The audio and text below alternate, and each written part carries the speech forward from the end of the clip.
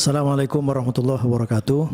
Terima kasih Kang Dede, Pak Ketua yang saya hormati, Mas Menteri yang lagi ke toilet, dan beserta jajaran semuanya.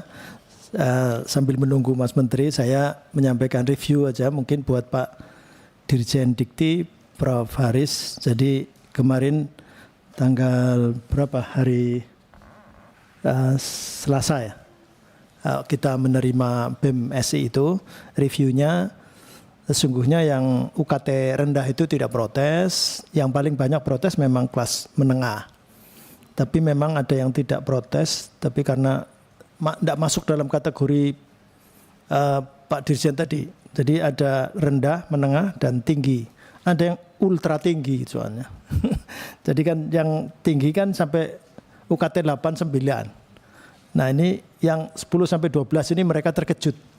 Jadi ini yang kenapa ada tambahan kelas ini. Kemudian selanjutnya ini review saja. Sebab ada lapsingnya nanti mungkin bisa dilihat lapsingnya terhadap IP. Memang meskipun ini yang banyak mungkin jalur UM ya.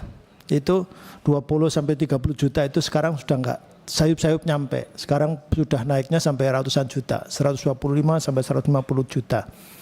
Prodi tertentu bahkan lebih dari 150 juta. Nah itu informasi benar atau tidak, kan itu laporan disampaikan ke Komisi 10.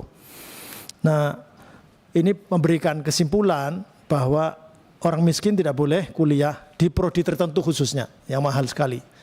IP ini uang pangkal ya mungkin ya dulu. Kemudian terhadap isu PTNBH, ini kalau memang berdampak, yang datang tidak semuanya dari PTNBH. Ada hanya satu yang dari PTNBH dan satu swasta. Yang lain yang bukan berbadan hukum. Ini kalau PTNBH berdampak ke orang tua atau mahasiswa, ini saran mereka tidak sebaiknya atau tidak usah didorong perguruan tinggi negeri ini menjadi PTNBH. Karena nanti berdampak ke orang tua atau mahasiswa. Kemudian yang terakhir memang yang terus-menerus disebut itu pernyataan Pak Sesdijen itu, Bu Sesdijen yang kebutuhan tersier, pendidikan tinggi ini menjadi kebutuhan tersier karena memang barangkali ini pakai kacamata perguruan tinggi, urusan saja mungkin. Tetapi kalau secara umum kan amanat undang-undang dasar dan seterusnya, itulah yang wajar. Versi mahasiswa juga begitu, saya juga dapat WA dari beberapa guru besar juga mempertanyakan.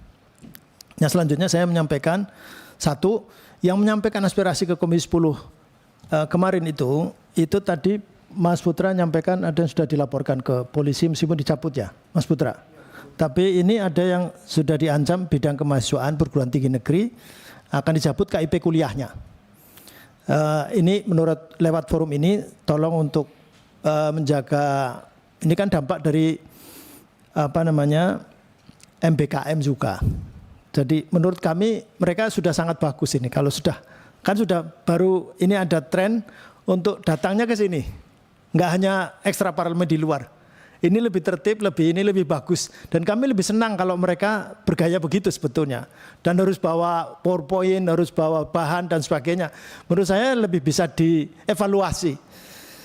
Bahkan kami juga meminta kepada pihak perguruan tinggi juga silakan datang ke sini. Sehingga bisa nanti kita bisa cross check kan begitu. Nah kan yang salah tidak mesti mahasiswa, tidak mesti perguruan tinggi. Kalau kita runut kan sesungguhnya ada tadi disampaikan bahwa APBN kita yang memang belum pro kepada pendidikan secara real gitu. Sehingga kalau hanya 15% dari 665 kan saya kira sangat tidak proporsional. Kalau kemudian ini dibiarkan ya akan terus seperti ini. Nah oleh karenanya yang kedua, jadi ini kami minta perlindungan untuk mungkin mungkin daftar hadiahnya ada di sini. Takut nanti malah takut pada kesini. Kalau mereka sudah takut ke sini nanti malah demo rusak-rusak. Saya kira ini sudah tren bagus. Mereka berani ke sini. Kalau berani ke DPR berarti berani membawa ada tulisannya, ada kajiannya, hasil diskusi mereka. Ini lepas benar atau tidak. Tetapi anak-anak seperti ini menurut saya perlu dilindungi. Jadi minta tolong supaya enggak usahlah diancam-ancam, dicabut KIP kuliahnya dan sebagainya.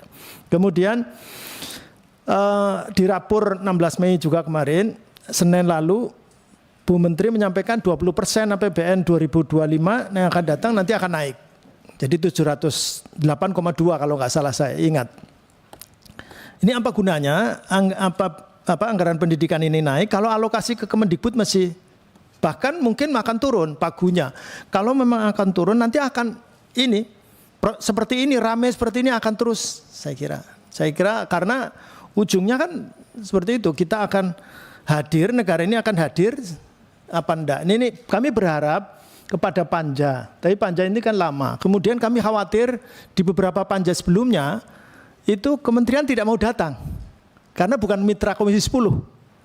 Nah, ini menurut saya perlu disampaikan juga pada Presiden untuk mengungkap semua. Saya kira perlu dibuka semua. Mampukah kita membebaskan biaya pendidikan dasar semuanya sehingga tidak perlu PIP mungkin kalau semuanya dibebaskan. Pendidikan dasar itu 9 sampai 12 harus difikskan sampai berapa sesungguhnya. Nah, kemudian yang selanjutnya UKT naik, IP naik, PTNBH membebani. Ini kalau memang apa namanya arahnya kepada apa namanya swasta seperti kemandirian lah gitu. Kemandirian itu diterjemahkan soalnya komersialisasi dan swastanisasi. Nah, ini yang kalau seperti ini nampaknya perlu ada diskusi serius. Ini di akhir masa jabatan mungkin Mas Menteri, saya kira supaya nanti ada legacy untuk saya nggak tahu siapa pejabatnya nanti, tapi harus ini harus jelas nih. Kita ini menganggap pendidikan ini public goods atau private goods. Jadi ini kalau public goods ya berarti APBN harus datang, harus hadir. Berarti harus banyak, nggak bisa. Pendidikan murah tuh nampaknya tidak ada di negara lain, kayaknya negara lain juga alokasinya besar-besar semuanya. Jadi monggo, karena kalau nanti cenderung ke itu komersialisasi dan sebagainya, ya sudah, jangan dibawa ke Mendikbudristek. Ya di bawah BUMN saja. Jadi mungkin PT Penyedia Jasa Pendidikan Indonesia umpamanya begitu, nanti itu BUMN gitu. Jadi jangan di sini. Itu nanti diskusinya beda. Nampaknya ya sudah begitu. Nanti akan tadi revenue atau profit apa segala macam, diskusi itu relevan. Tapi kalau di sini diskusi revenue, diskusi profit apa segala macam, saya kira nggak relevan karena ini Kementerian Pendidikan Kebudayaan, bukan Kementerian mencari laba. Kemudian yang terakhir, ide membuat peta jalan pendidikan yang dari Kemendikbudristek, kami mohon untuk tidak berhenti. Kalau bisa sih disempurnakan, syukur itu jadi bahan untuk periode yang akan datang. Karena kami butuh sesungguhnya peta jalan, blueprint atau grand design atau apalah namanya, rencana induk dan seterusnya tentang pendidikan ini. Kita mau orientasi ke akademik atau ke profesi atau ke vokasi dan sebagainya, atau pakai persentase, vokasi berapa persen, akademik berapa persen, profesi berapa persen, itu mungkin saya kira rekomendasi dari kementerian sekarang sangat dibutuhkan. Terima kasih. Assalamualaikum warahmatullahi wabarakatuh.